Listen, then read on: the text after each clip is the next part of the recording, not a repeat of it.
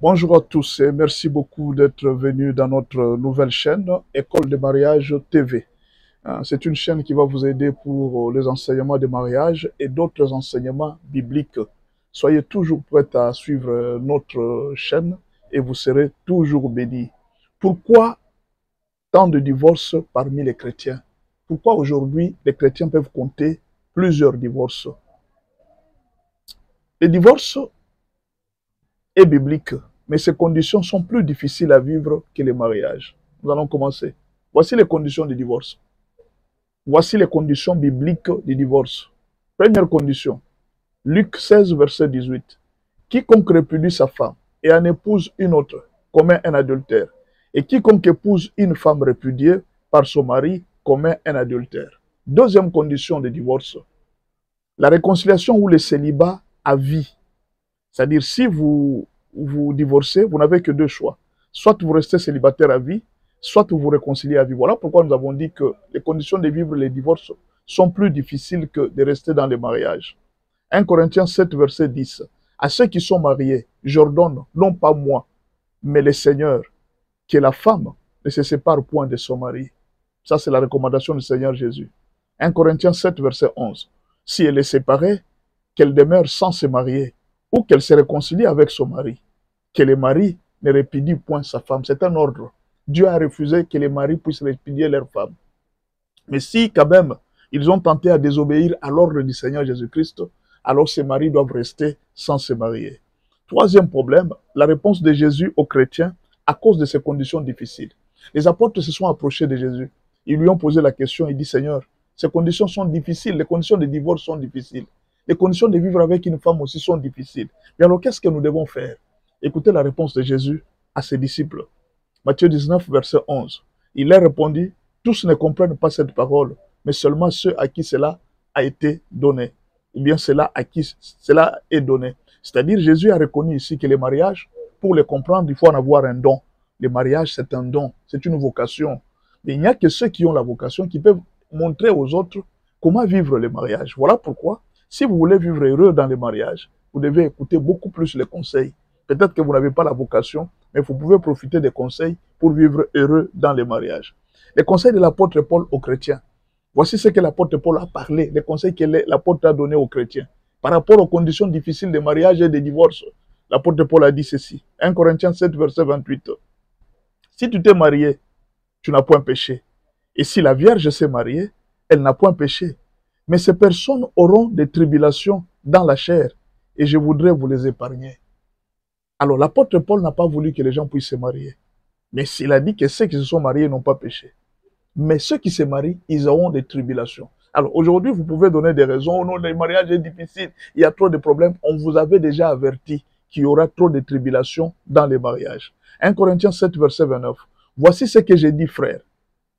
C'est que le temps est court, que désormais ceux qui ont des femmes soient comme n'en ayant pas, et ceux qui ont des maris soient comme n'en ayant pas. Le traitement des cas de mariage retarde la marche, détruit la réputation de l'Église et fait tomber plusieurs ministères. Et pourtant, notre temps est trop court pour gagner les âmes et non pour nous occuper des mariages. Nous avons trop peu de temps.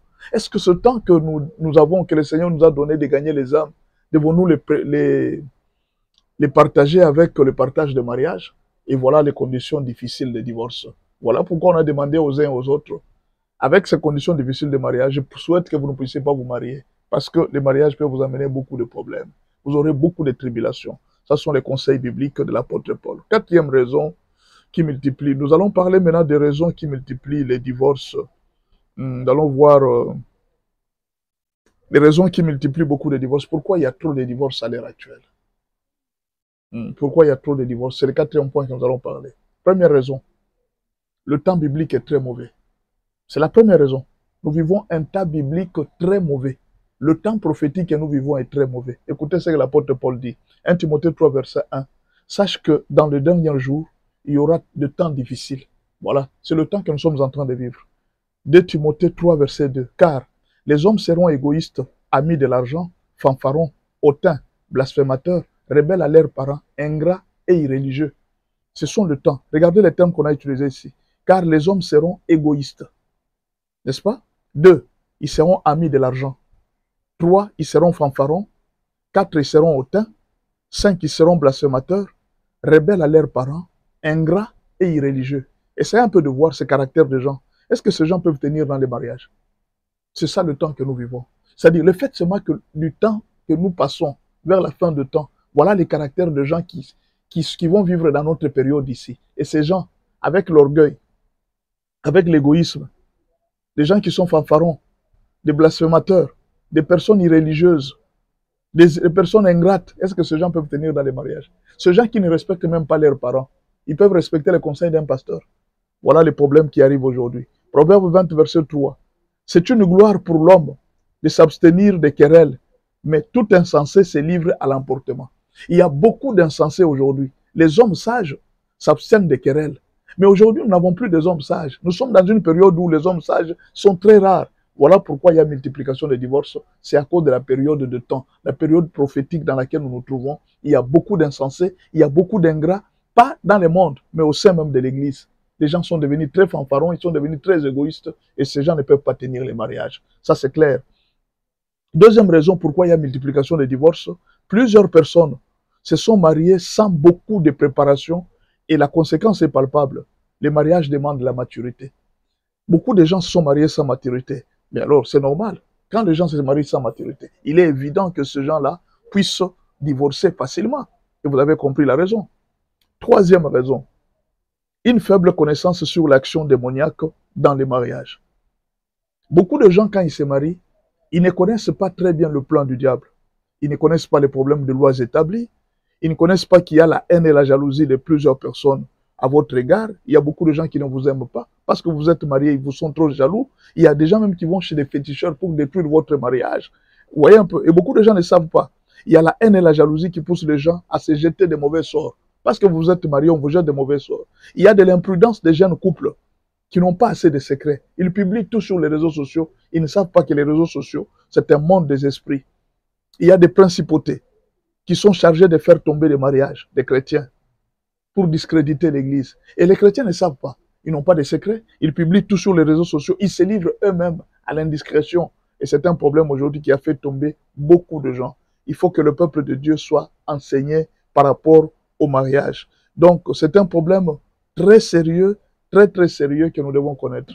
Ce n'était qu'une première partie, notre première vidéo sur les cas de divorce. Donc, si on peut conclure la vidéo, nous pouvons dire ceci. Le divorce est biblique, mais les conditions de vie du divorce que la Bible nous propose sont plus difficiles que de rester dans les mariages. Alors, en lisant les conditions bibliques de divorce, c'est comme si on est en train de dire aux chrétiens, il est impossible de divorcer. Pourquoi? Parce qu'on dit à l'homme de rester célibataire à vie. Et on dit à la femme de rester célibataire à vie. Ou alors qu'elle se réconcilie. Mais alors, la question elle reste. Et ceux qui ne veulent pas se réconcilier et qui acceptent de se remarier, ça c'est le Seigneur qui l'a dit. Quand quelqu'un épouse une personne divorcée, il commet l'adultère avec la personne. Maintenant, qu'est-ce qu'on va dire à tout ça? En tout cas, ça, c'est la question que l'Église locale doit résoudre. Je ne suis pas habilité à résoudre une telle question très capitale. Si nous pouvons aller au cas par cas, parce qu'il n'y a que les églises qui connaissent les situations qui se passent dans l'église. Alors, abonnez-vous à notre chaîne et vous aurez plus d'informations. Ici, vous aurez des conseils sur le mariage, vous allez grandir spirituellement et vous allez voir qu'avec les conseils que nous donnons, vous ne serez pas déçus avec les enseignements que nous vous donnons. Merci beaucoup pour nous avoir suivis aujourd'hui. Nous vous espérons qu'à la prochaine vidéo, vous pourrez encore nous suivre davantage. Suivez-nous chaque jour. Chaque jour, il y aura une vidéo. Merci beaucoup et à la prochaine.